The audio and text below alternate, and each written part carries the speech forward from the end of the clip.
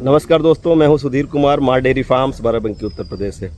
और दोस्तों मैं आज हम लोग बात करेंगे, एक इम्पॉर्टेंट मुद्दा है जो काफ़ी समय से आप लोगों से जब बात नहीं होती थी तभी मेरे दिमाग में रहता था ये बात। एक देखें भाई, ये भूसे और पुआल के रोल को लेके है हमारे डेयरी न्यूट्रिशन में दोस्तों।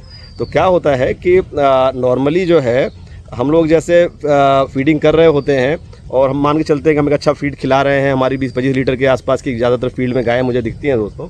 तो उसमें ये समझ में आता है, कई जगह से अनुभव देके हमने समझा कि जैसे मान लें कि हमें एक 20-25 लीटर की गाय है, अच्छा फीड खिला रहे हैं और अच्छा हरा चारा भूसा दे रहे हैं, तो हम लोग नॉर्मल जो फैट एसएनएफ की आशा करते हैं वो 4.2-4.5 के बीच में करते हैं दोस्तों।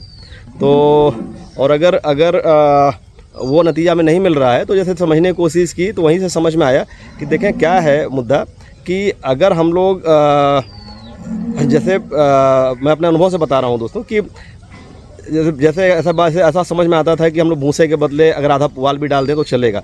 तो हमने जब वो अपने पास करने की कोशिश की थी तो उस समय भी हमें समझ में आया था मसला कि कहने को है, लेकिन वो भूसे पुआल से हमें, पुआल का मतलब हो गया जो हमारा धान से पुआल निकल रहा है, उससे वो नतीजा नहीं निकल के आ रहा है।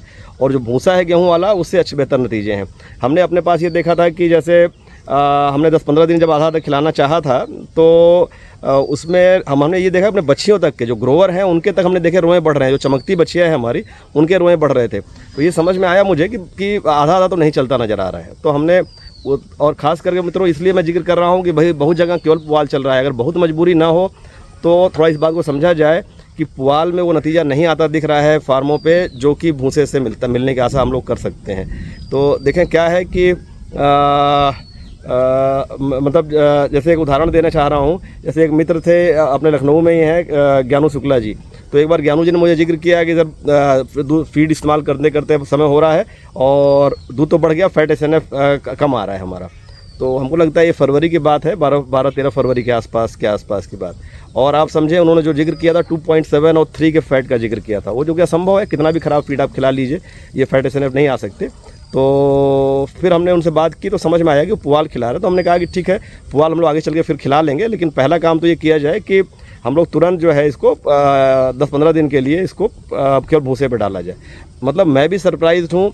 समझिए कि 12, मुझे याद है लगभग एक हफ्ते के भीतर ही उन्होंने मैसेज किया था कि सर फैट एसएनएफ, जिसका फैट एसएनएफ 2.7 और 3 के आसपास है, वो 4.67 की बात कर रहे थे। समझिए उनका स्क्रीनशॉट मैसेज का है मेरे पास, जिसमें उन्होंने जिक्र किया एक हफ्ते का अंतर। तो देखिए वो जो मेरा असेसमेंट था फार्म पे कि पुआल से हम लोग उस नतीजे का आशा नहीं कर सकते जो हम लोग भूसे से कर सकते हैं दोस्तों।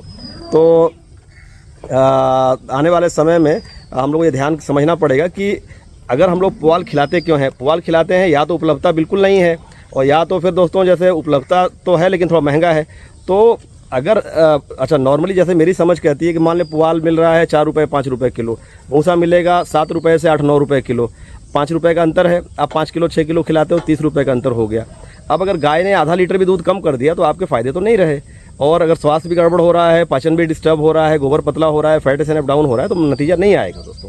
तो ये मैं अपने अनुभव से कह रहा हूँ। बाकी तो सब पशुपालक है, सबके पास अपनी लैब है, उसको अपना समझ सकते हैं अपने आप की भाई ये असेसमेंट मेरा सही है गलत है, कैसे बैठ रहा है, तो वो करके देखा जाए। और मैं बहुत मजबूती से इस बात को कह रहा हूँ, मैं तब तक नहीं कोई जिक्र करना चाहता जब तक मैं बिल्कुल श्योर ना हो जाऊँ कि ये इसमें मजबूत मुद्दा है, समझ लें।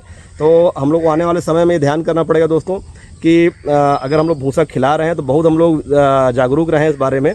पुआल खिला रहे हैं अगर, कि हमें कोई नुकसान तो उसके नहीं मिल रहे हैं। अगर हमारा फैट एसएनएफ ठीक है, हमारा पशु उसको ठीक से, देखिए उसका साइंस मैं बताता हूँ क्या है दोस्तों, कि भूसे को जब हम डालते हैं तो भूसे का रोल उसमें न्यूट्रिशन नहीं के बराबर है मान के चले। तो हमारा जो उसका भूसे खिलाने का जो मेन रोल होता है वो है हमारा, एक सेकेंड दोस्तों, बिल्कुल। तो हमारा जो मेन उसको खिलाने का जो रोल है वो है हमारा फाइबर प्रोवाइड करने का। अगर हम लोग फीड में अच्छे क्वालिटी का फाइबर नहीं दे पाएंगे तो वो हमारा ओवरऑल न्यूट्रिशन सफ़र करता है। और जो हम न्यूट्रिशन प्रोवाइड कर रहे हैं अपने अच्छे फीड से, उसकी डाइजेशन, उसकी एब्जॉर्प्शन सब असर पड़ता है दोस्तों। तो हमारा मुद्दा यही है कि हम लोग क्वालिटी फाइबर प्रोवाइड करने का प्रयास करें हर समय। तो क्या होता है, जब पुआल खिलाते हैं, पुआल में जो लिग्निन बॉन्ड है वो बहुत मजबूत है। भूसे कंपैरिजन में वो फाइबर को अवेलेबल नहीं होने देता। इसीलिए बहुत से कंपनियों के एंजाइम्स भी आते हैं, फाइबर डाइजेस्टिंग एंजाइम्स, उनका वो अलग मुद्दा है कि क्यों करते हैं वो। उसे जैसे भूसे वगैरह में जो भूसे का डाइजेशन बेहतर करने का प्रयास किया जाता है, तो भूसे को के फाइबर को रिलीज़ होना और करना भी एक मुद्दा है हमारा, जो कि हमको हमेशा ध्यान करना पड़ेगा कि आने वाले समय में हम लोग इस बात को समझें और अपना उस उधर से क्या फ़ायदा नुकसान हमारे पास आ रहा है उसको हम लोग पकड़ सकें ठीक से दोस्तों। तो मेरा सलाह है कि हम लोग थोड़ा भूसे पर रहा जाए और बेहतर नतीजा हम लोग अपने फीड का, अपने जो इसका है दूध के फैट सेने पर बेहतर तरीके से काम कर सकें। अच्छा लगे हाँ तो दोस्तों एक और जिक्र कर दूं, हमारे एक मित्र ने अभी जिक्र किया था, कोई गायकवाड़ जी हैं, मेरे हिसाब से महाराष्ट्र से होंगे, उनका स्टेट तो नहीं लिखा हुआ है, तो गायकवाड़ जी ने जिक्र किया था कि डीसीपी देखें, फीड में डीसीपी कितनी डालनी चाहिए। तो इसके बारे में दोस्तों यही कहना चाहूँगा कि फीड में डीसीपी का मसला जो है वो जुड़ा हुआ है आपके फॉस्फोरस से। और ध्यान समझें, अगर या तो मैं ऐसे मैसेजेस को देख के इग्नोर करूं, मुझे समझ नहीं आता, मुझे थोड़ा भी रेलिवेंस का मैसेज लगता है तो मैं चाहता हूं कि सबको जो उससे फ़ायदे मिल रहे हैं वो मिल पाएँ दोस्तों। तो पीछे हमारा प्रेग्नेंट हीफर का ब्लॉक है, ये मौसम बहुत अच्छा है आज दोस्तों। ये हीफर हमारे सब बाहर निकल के कीचड़ का मज़ा ले रहे हैं, पानी बरसा था अभी थोड़ी देर पहले, तो इनको मस्ती आ गई, अपना ये बाहर घूम रहे हैं हीफर निकल के। ऐसे तो नॉर्मली पंखे के आसपास लगे रहते हैं ये, और ऐसा करता हूँ मैं इनकी तरफ ही कैमरा घुमा देता हूँ और तब ये आपका डीसीपी वाला मुद्दा डिस्कस करता हूँ। ये भी बहुत इंपॉर्टेंट मुद्दा है, इसको समझिएगा ध्यान से। कहीं ना पानी आ रहा है, पानी बरसने लगा दोस्तों, मैं भीतर आ गया, बाकी लोग भी भाग आए हैं, लेकिन कुछ लोग अभी बाहर ही, वो धीरे धीरे आ ही जाएंगे सारे लोग। सारी प्रेग्नेंट हीफर है ये। हमको लग रहा है इतने पानी में आवाज़ शायद थोड़ा पानी कम होना पड़ेगा तभी हम लोग इसको आगे डिस्कस कर पाएंगे दोस्तों, क्योंकि बहुत तेज पानी बरस रहा है, शायद मुश्किल ही है आवाज़ सुनाई दे पाना। सारी हीफर हीफर आ गई।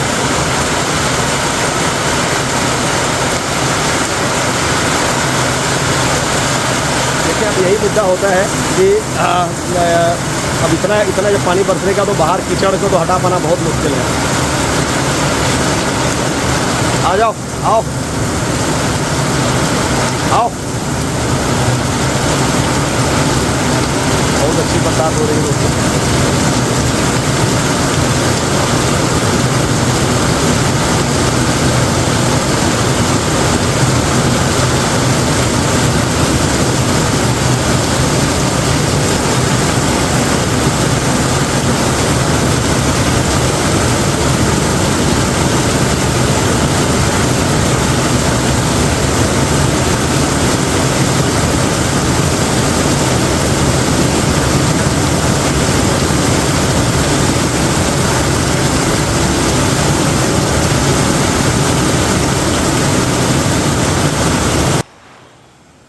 आज तो लग रहा है फिर दोस्तों बारिश का ही